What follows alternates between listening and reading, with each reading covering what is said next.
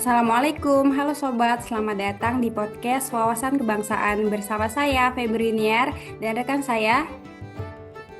Waalaikumsalam, saya Andi Zafarana Aulia, kami dari Angkatan 39 Kelompok 1.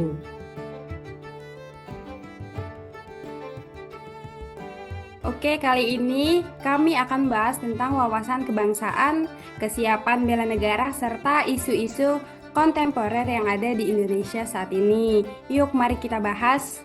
Pertama-tama kita perlu tahu dulu nih, apa sih wawasan kebangsaan itu?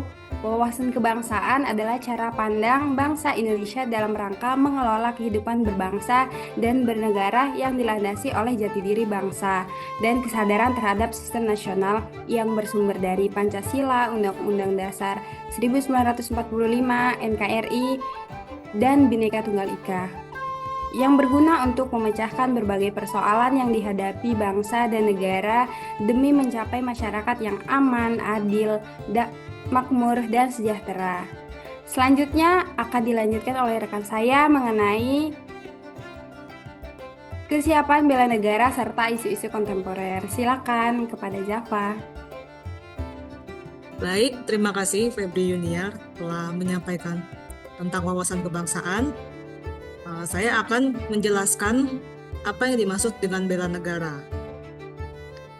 Apa itu bela negara? Bela negara itu merupakan sikap dan perilaku warga negara yang dijiwai oleh kecintaannya kepada Negara Kesatuan Republik Indonesia atau NKRI yang berdasarkan Pancasila dan Undang-Undang Dasar 1945 dalam menjamin kelangsungan hidup bangsa dan negara secara utuh.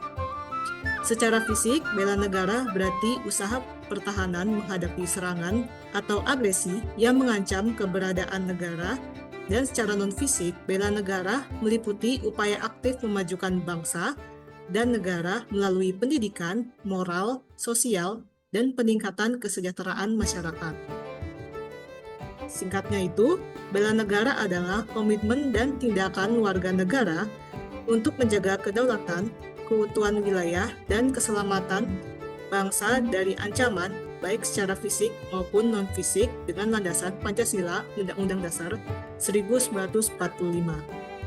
Dalam potensinya bela negara itu sendiri yaitu kemampuan dan kesiapan warga negara untuk berperan aktif dalam mempertahankan dan memajukan bangsa serta negara. Potensi tersebut yaitu yang pertama aspek psikis, yaitu disiplin, ulet, patuh pada peraturan, percaya diri, tahan uji, dan pantang menyerah dalam menghadapi kesulitan demi mencapai tujuan nasional. Dan yang kedua, aspek fisik, yaitu kondisi kesehatan dan keterampilan jasmani yang mendukung kemampuan bela negara secara mental. Indikator potensi bela negara meliputi kecerdasan intelektual, spiritual, emosional, kemampuan bertahan hidup, dan menjaga kesehatan jiwa dan raga, serta keterampilan bela negara yang relevan. Baik, selanjutnya saya akan menjelaskan apa itu analisis isu kontemporer.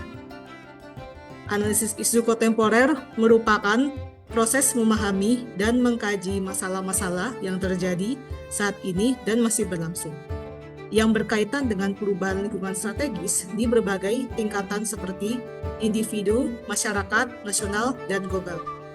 Isu kontemporer sendiri adalah pokok persoalan yang sedang hangat dibicarakan dan relevan dengan kondisi masa kini. Analisis ini bertujuan untuk mengidentifikasikan isu kritis yang aktual, berdampak luas, kompleks, dan memerlukan solusi segera dengan menggunakan teknik berpikir kritis dan alat bantu seperti teknik tapisan isu atau dengan kriteria aktual, kehalayakan, problematik, kelayakan. Metode AKPL yaitu aktualisasi, kehalayakan, problematik, dan layak. Urgensi, serius, tumbuh, fishbone diagram, dan SWOT. Potensi analisis isu kontemporer ini terletak pada kemampuannya untuk mengidentifikasi, memahami, dan merespon perubahan lingkungan strategis yang sedang berlangsung dan berdampak luas kepada masyarakat. Analisis ini membantu dalam memetakan isu kritikal berdasarkan urgensi, kompleksitas, dan relevansi, Dan yang kedua, menggunakan pendekatan kolaboratif model pentahelix yang melibatkan pemerintah, akademisi, bisnis, masyarakat, dan media untuk merumuskan dan menyelesaikan isu secara strategis. Dan yang ketiga, meningkatkan kemampuan berpikir kritis dan analitis dalam menghadapi isu yang kompleks dan cepat berubah. Dan yang keempat, mendukung pengambilan keputusan yang lebih baik dan peningkatan kualitas pelayanan publik, khususnya bagi aparatur sipil negara seperti CPNS yang harus responsif terhadap isu-isu seperti korupsi, narkoba, hoax, radikalisme, dan kejahatan siber. Dan yang terakhir, menjadi alat strategis dalam mengelola kehidupan berbangsa dan bernegara, serta mempersiapkan kesiapsiagaan bela negara melalui pemahaman isu-isu sosial dan politik kontemporer.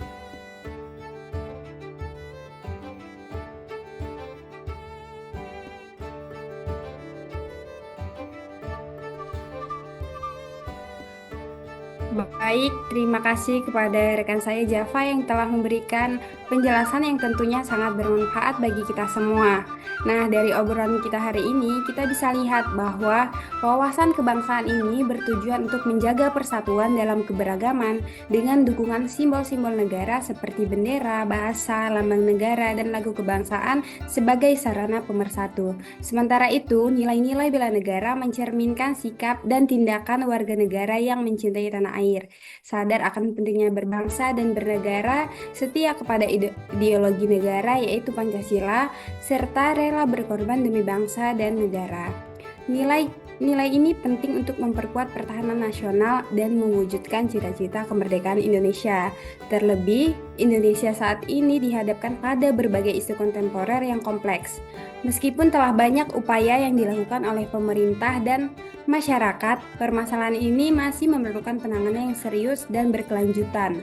Penyelesaian isu-isu tersebut menuntut partisipasi aktif seluruh elemen bangsa termasuk kita sebagai generasi muda dengan berlandaskan pada nilai-nilai Pancasila, demokrasi, dan kebinekaan.